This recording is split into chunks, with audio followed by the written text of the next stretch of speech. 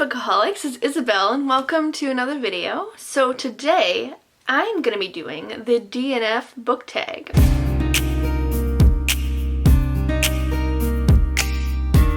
I was tagged to do this video a long time ago by Amrita by the book. I will link her video and her channel down below so you can go check her out because she is amazing and awesome and so eloquent. So definitely go check her out. As I said, I was tagged to do this video a long time ago and I actually did film it, but then I really hated it and I just never actually edited it and I just erased it and just decided to try it again later. And later is today. I'm excited to do this and I'm excited to answer the questions again, so yeah, let's just get right into it. The first question is, do you DNF? So if you don't know, DNF stands for did not finish.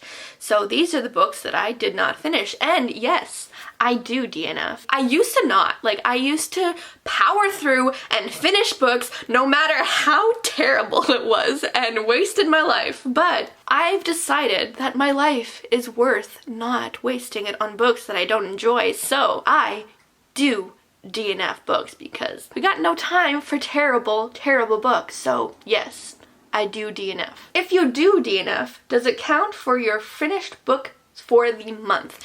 Now, this depends. Now, if I DNF a book and it's for sure DNF, I'm not reading it ever again, yes, I include it in my monthly reviews and wrap-ups and all that because I am not going to finish it and I'm going to acknowledge that. But if I DNF just because I'm not in the mood for it at that time and I'm just not interested in it at that time, but I do feel like I'll read it eventually, I don't include it because I might read it another time and it will include for that month, not the month that I did not finish it. Is there a difference between DNF and just putting the book down for a little bit?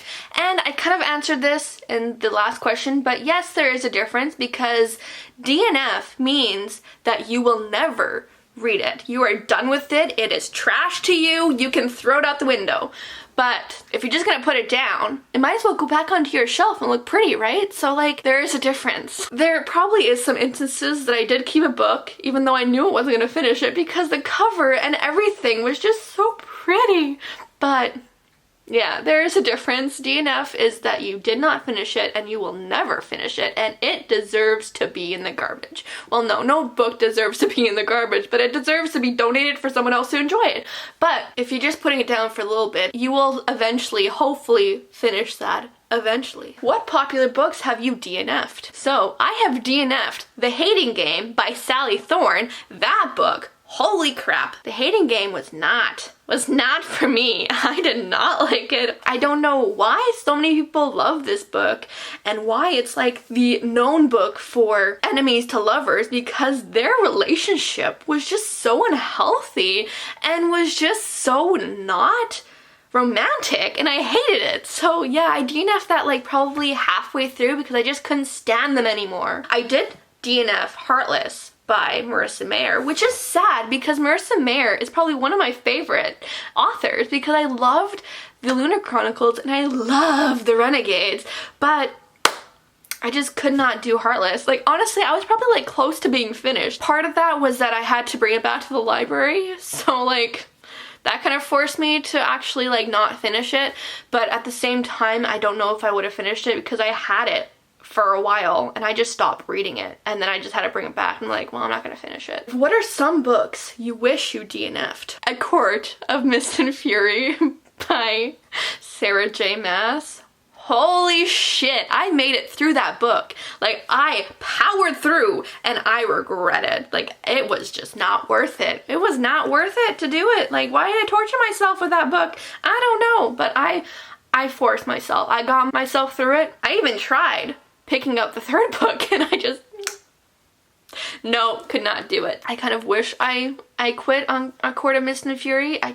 I wish I did, but I made it through. What other books did I push myself through to read? Let me check, because I feel like there's actually quite a bit that I just powered through thinking, oh, it will get better. And then, yeah, it never did. Not The Girl You Marry by Andy J. Christopher. That one, I lost some of my valuable brain cells finishing that book. Oh, Ship It by Britta London. Holy I made myself go through that. I don't know if I was just hoping the character would get better or if there'd be some kind of miraculous message in here, but there was nothing moral about that book. That book deserves to die. That's mean. I don't actually wish books to die because I love books, but there's just some books that I question. Forbidden by Tabitha Zuma. I made myself go through that. Kind of wish I didn't. I guess those are the few that I kind of wish I DNF'd. Have you ever reattempted to read a DNF, and was this successful for you? So I think this might have to do with, like, if I'm gonna DNF a book, it's DNF forever. As I said, there's a difference between a DNF and just putting it down for now. One that I did do this with was How to Make Friends with the Dark by Kathleen Glasgow. Now this one, I think it was more due to the format.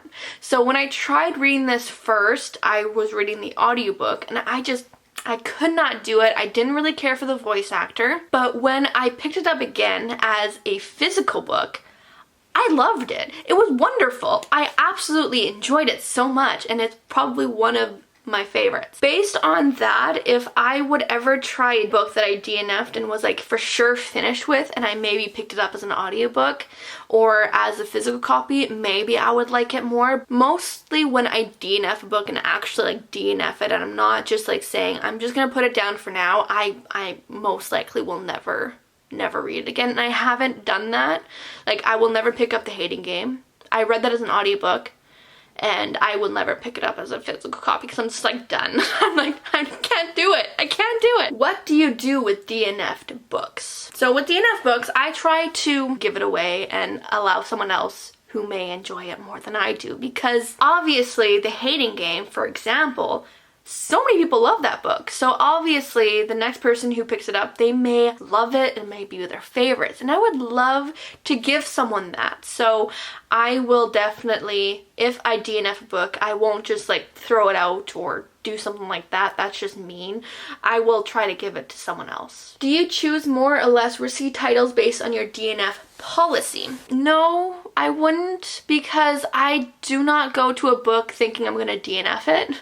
If I'm going to read a book, it's because I think I'm actually going to enjoy it and the premise sounds interesting, or the cover's pretty, or there's something that makes me drawn to this book and I think I'm going to love it. I don't go to a book thinking I'm going to hate it or DNF it. Like, I would never go to a book and think that. So just because I have a DNF policy, I won't choose a riskier book. I will choose a book that I think I will enjoy. And it's just sad when those books I think I will enjoy end up being a DNF, because it's just so disappointing. Tag 5 other booktubers. Alright, so I'm going to tag The Bookish Mind, Michelle Reads YA, Bonjour Christy, Kayla Lenzen. I'll also tag Tells of Tales. So I will link all their channels down below, so if you want to go check them out. So those are my tags. That is a DNF book tag. Thank you so much, Amrita, for tagging me to do this video, because it was actually quite fun. If you guys enjoyed it, please give it a thumbs up. Let me know your thoughts on DNFing books. And yeah, I'll see you guys in the next video, and bye!